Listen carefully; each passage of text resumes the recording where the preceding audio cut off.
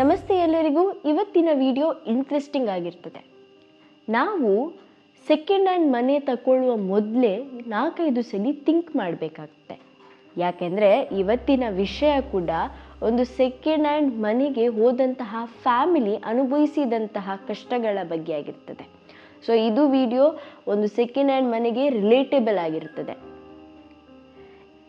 ಇನ್ನೊಂದು ವಿಷಯ ಏನಂದರೆ, ಈಗದು ಕಾಲದಲ್ಲಿ ಮನೆ ಕಟ್ಟಿಸಬೇಕಾದ್ರೆ 4-5 ಸಲ ನಾವು ಆಲೋಚನೆ ಮಾಡ್ತೇವೆ. ಒಂದು ಲ್ಯಾಂಡ್ ತಗೊಳ್ಬೇಕು, ಅದರ ಮೇಲೆ ಮನೆ ಕಟ್ಟಿಸಬೇಕು, ಅದಕ್ಕೆ ಬೇಕಾದ ಇಂಟೀರಿಯರ್ ಅದು ಇದು ಮಾಡುವಾಗ ಹಣದ ಬಗ್ಗೆ ತುಂಬನೇ ಯೋಚನೆ ಮಾಡ್ತೇವೆ. ಆದ ಕಾರಣ ಮನೆ ಆಲ್ರೆಡಿ ರೆಡಿಯಾಗಿದ್ದರೆ ನಾವು ಹೋಗಿ ಅದನ್ನು ಪರ್ಚೇಸ್ ಮಾಡ್ತೇವೆ. ಈ ಟೈಮಲ್ಲೂ ಕೂಡ ಸ್ವಲ್ಪ ಜಾಗ್ರತೆ ಮಾಡಿ ಅಂತ. ಇದೊಂದು ರವಿ ಎಂಬವರ ಫ್ಯಾಮಿಲಿಯಲ್ಲಿ ಆದಂತಹ ಘಟನೆ. ರವಿ ಬೇಸಿಕಲಿ ಒಂದು ಗೌರ್ಮೆಂಟ್ ಆಫೀಸರ್ ಆಗಿರ್ತಾರೆ.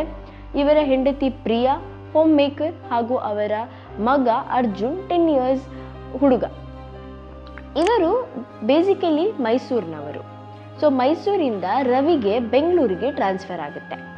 ಬೆಂಗಳೂರಿಗೆ ಬಂದಂತಹ ರವಿ 2-3 ದಿವಸಗಳವರೆಗೆ ಅವರ ಫ್ರೆಂಡ್ ಪ್ರಕಾಶ್ ಅವರ ಮನೆಯಲ್ಲೇ ವಾಸವಾಗಿರ್ತಾರೆ.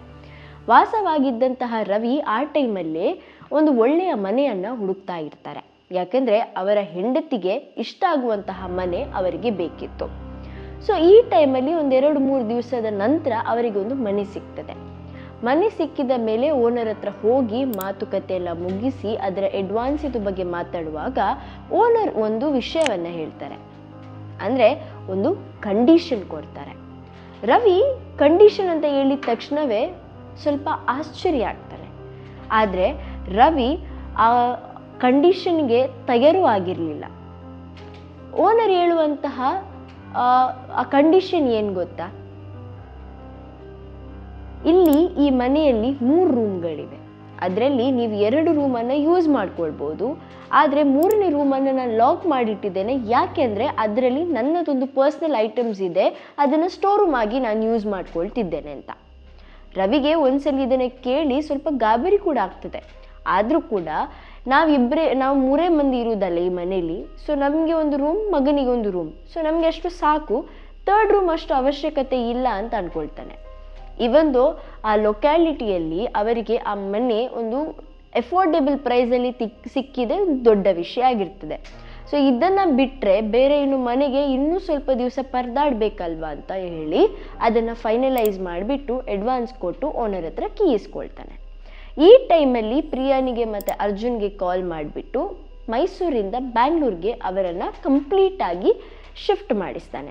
ಮನೆಯ ಎಂತೆಲ್ಲ ಬೇಕು ಸಾಮಗ್ರಿಗಳು ಅದನ್ನೆಲ್ಲ ಮನೆಗೆ ತಂದು ಒಂದು ದಿವಸ ಅವರ ಮನೆಯ ಒಕ್ಕಲನ್ನು ಮಾಡಿಸ್ತಾರೆ. ಈ ದಿವಸ ಮನೆ ಒಕ್ಕಲು ಮಾಡುವಾಗ ನಿಮ್ಗೆಲ್ಲರಿಗೂ ಗೊತ್ತು, ಒಂದು ರಿಚುವಲ್ ಇದೆ, ಹಾಲು ಉರ್ಕಿಸುವಂಥದ್ದು. ಸೊ ಈ ಒಂದು ರಿಚುವಲ್ ಮಾಡುವ ಟೈಮಲ್ಲಿ ಅವರು ನೋಡುವಾಗ ಹಾಲು ಹಾಳಾಗಿರ್ತದೆ. ಇದನ್ನು ನೋಡಿ ಪ್ರಿಯನಿಗೆ ಸ್ವಲ್ಪ ಶಾಕ್ ಆಗ್ತದೆ. ಯಾಕೆಂದರೆ ಅದನ್ನು ನಾವು ಅಪಶಕುನ ಅಂತ ಹೇಳ್ತೇವೆ.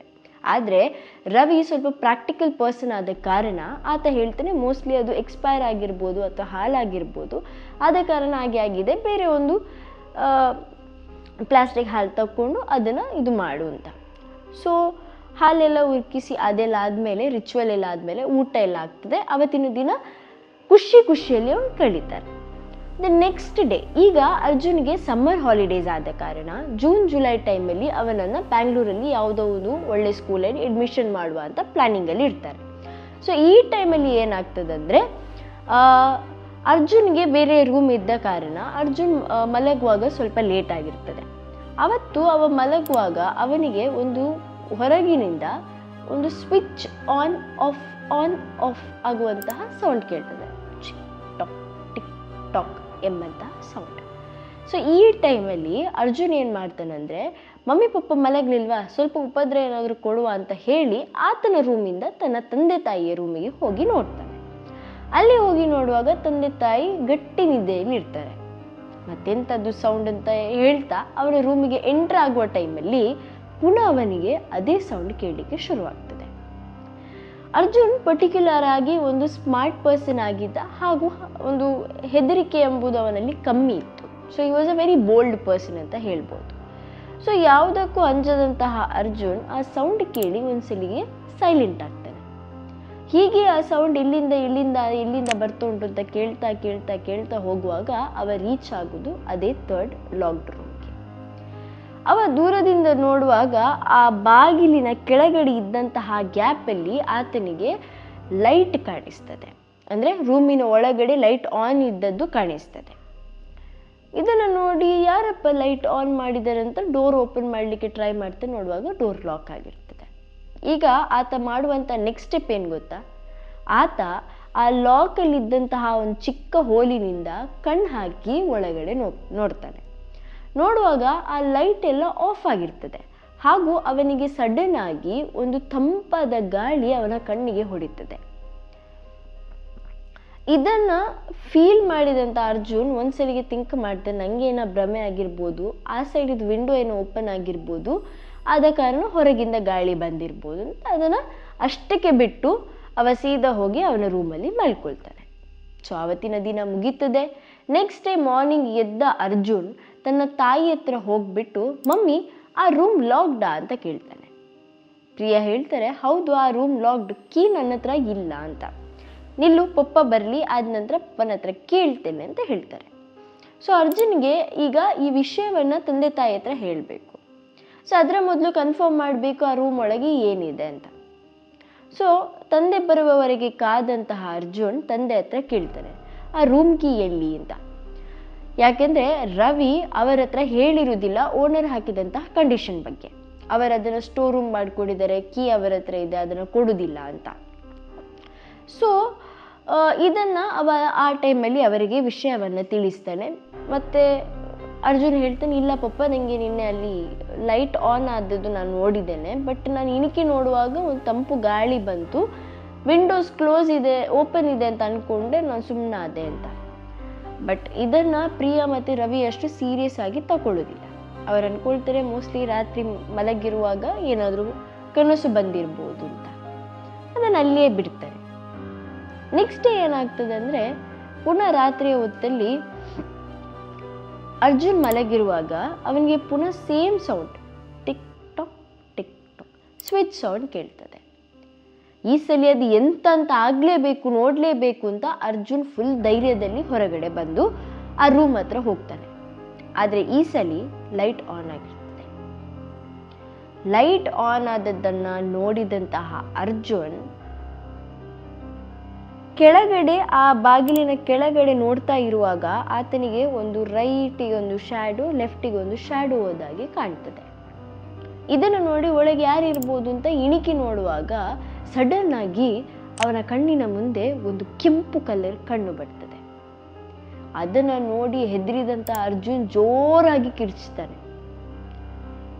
ಪ್ರಿಯಾ ಓಡಿ ಓಡಿ ಬಂದು ಅರ್ಜುನನ್ನು ಸಮಾಧಾನ ಮಾಡಿ ಆತಳ ರೂಮಿಗೆ ಕರ್ಕೊಂಡು ಹೋಗ್ತಾಳೆ. ರೂಮಿಗೆ ಕರ್ಕೊಂಡೋಗಿ ಏನೋ ಕನಸು ನೋಡಿರ್ಬೋದು ಅಂತ ಅವನನ್ನು ಮಲಗಿಸ್ತಾರೆ. ಅವಳ ರೂಮಲ್ಲೇ ಮಲಗಿಸಿ ನೆಕ್ಸ್ಟ್ ಡೇ ಮಾರ್ನಿಂಗ್ ಲಂಚ್ ಎಲ್ಲ ಪ್ರಿಪೇರ್ ಮಾಡಿ ಇನ್ನೂ ಅರ್ಜುನನ್ನು ಎಬ್ಬಿಸುವಂತ ಹೋಗುವಾಗ ಅವಳು ಅರ್ಜುನನ್ನು ನೋಡಿ ಶಾಕ್ ಆಗ್ತಾಳೆ. ಯಾಕೆಂದರೆ ಅವನಿಗೆ ಹೈ ಫೀವರ್ ಬಂದಿರ್ತದೆ.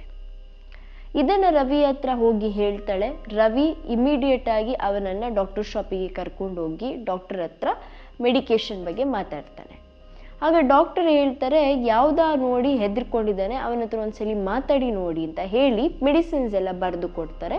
ಇವರು ಟ್ಯಾಬ್ಲೆಟ್ಸ್ ಎಲ್ಲ ತಗೊಂಡು ಬಂದು ಮನೆಗೆ ಬಂದು ಅವನ ಹತ್ರ ಕುತ್ಕೊಂಡು ಕೇಳ್ತಾರೆ, ಏನಾಯ್ತು ಅರ್ಜುನ್, ಯಾಕೆಷ್ಟು ಹೆದರ್ದ್ಯಾ, ಏನು ನೋಡಿದ್ಯಾ ಅಂತ. ಅರ್ಜುನ್ ನಡೆದ ಎಲ್ಲ ವಿಷಯ ಹೇಳ್ತಾನೆ. ಆದರೆ ಪ್ರಿಯಾ ಮತ್ತು ಆ ರವಿ ಆ ವಿಷಯವನ್ನು ನಂಬುವುದೇ ಇಲ್ಲ. ನೋಡೋ ನಾಳೆ ನಾನು ಓನರ್ ಹತ್ರ ಕೀ ಕೇಳ್ತೇನೆ ಅಂತ ಹೇಳಿ ಅದನ್ನು ಟಾಪಿಕನ್ನು ಅಲ್ಲಿಗೆ ಕ್ಲೋಸ್ ಮಾಡ್ತಾನೆ. ಸೊ ಅವತ್ತು ರಾತ್ರಿ ರವಿಗೆ ಅವನ ಫ್ರೆಂಡ್ ಪ್ರಕಾಶ್ ಮನೆಗೆ ಹೋಗ್ಲಿಕ್ಕೆ ಇರ್ತದೆ, ಒಂದು ಕಿಟಿ ಪಾರ್ಟಿಗೆ. ಸೊ ಕಿಟಿ ಪಾರ್ಟಿಗೆ ಹೋಗ್ಲಿಕ್ಕೆ ಎಲ್ಲರೂ ಹೋಗುವ ಅಂತ ಹೇಳುವಾಗ ಪ್ರಿಯಾ ಹೇಳ್ತಾಳೆ, ಇಲ್ಲ ಅರ್ಜುನ್ಗೆ ಜ್ವರ ಬರ್ತಿದೆ, ನಾವಿಲ್ಲೇ ಕೂತ್ಕೊಳ್ತೇವೆ, ನೀವು ಹೋಗಿ ಅಟೆಂಡ್ ಆಗಿ ಬನ್ನಿ ಅಂತ. ಸೊ ರವಿ ಏನು ಮಾಡ್ತಾನೆ, ಪ್ರಕಾಶ್ ಮನೆಗೆ ಹೋಗ್ತಾನೆ ಪಾರ್ಟಿ ಎಂಜಾಯ್ ಮಾಡಲಿಕ್ಕೆ. ಪ್ರಿಯಾ ಏನು ಮಾಡ್ತಾಳೆ, ಎಲ್ಲ ಡಿನ್ನರ್ ಎಲ್ಲ ಪ್ರಿಪೇರ್ ಮಾಡಿಬಿಟ್ಟು ಅರ್ಜುನ್ಗೆ ತಿನ್ನಿಸಿ, ಊಟ ಎಲ್ಲ ತಿನ್ನಿಸಿ, ಟ್ಯಾಬ್ಲೆಟ್ ಎಲ್ಲ ಕೊಟ್ಟು ಅವಳನ್ನು ಮಲಗಿಸಿ ಸ್ವಲ್ಪ ಹೊತ್ತಾದಮೇಲೆ ಇನ್ನು ಅವಳು ಮಲಗಲಿಕ್ಕೆ ಹೋಗುವಂತ ಎದ್ದೇಳುವಾಗ ಅವತ್ತಿನ ದಿವಸ ಅರ್ಜುನಿಗೆ ಟಿಕ್ಟಾಕ್ ಕೇಳಲಿಲ್ಲ, ಆದರೆ ಪ್ರಿಯನಿಗೆ ಸ್ವಿಚ್ ಲೈಟ್ ಆಫ್ ಆಗುವ ಟಿಕ್ಟಾಕ್ ಶಬ್ದ ಕೇಳಿಸ್ತದೆ. ಇದೇನಪ್ಪ ಶಬ್ದ ಅಂತ ಹೇಳಿ ಹೊರಗಡೆ ಹೋಗಿ ನೋಡುವಾಗ ಆ 3rd ರೂಮಿನ ಲೈಟ್ ಫ್ಲಿಕ್ಕರ್ ಆಗುವುದು ಅದೇ ಕೆಳಗಿನ ಆ ಡೋರ್ನ ಸ್ಪೇಸ್ ಹತ್ರ ಕಾಣಿಸಿದೆ. ಒಳಗಡೆ ಯಾರು ಇರ್ಬೋದು ಅಂತ ಇಣಿಕೆ ನೋಡಿದಂತಹ ಪ್ರಿಯನಿಗೆ ಕಂಡದ್ದೇನೆಂದ್ರೆ, ಯಾವುದೋ ಒಂದು black shadow figure right and left move ಆಗೋದು. ಇದಾದ ತಕ್ಷಣ ಲೈಟ್ ಆಫ್ ಆಗ್ತದೆ. ಪುನೊಂದ್ಸಲಿ ಆನ್ ಆಗುವಾಗ 2 ಕಾಲು ನೇತಾಡೋದು ಮಾತ್ರ ಕಾಣ್ತದೆ. ಇದನ್ನು ನೋಡಿದ ಪ್ರಿಯ ಭಯ ಬಿದ್ದು ಜೋರಾಗಿ ಕಿರಿಚಲಿಕ್ಕೆ ಶುರು ಮಾಡ್ತಾಳೆ. ಕಿರಿಚಿ ಅಲ್ಲಿಂದ ಓಡ್ತಾ ಇರುವಾಗ ಎಲ್ಲ ಮನೆಯಲ್ಲಿ ಆದಂತಹ ನೆಗೆಟಿವ್ ಪಾಯಿಂಟ್ಸ್ ಬಗ್ಗೆ ಲಿಂಕ್ ಮಾಡ್ತಾ ಹೋಗ್ತಾಳೆ.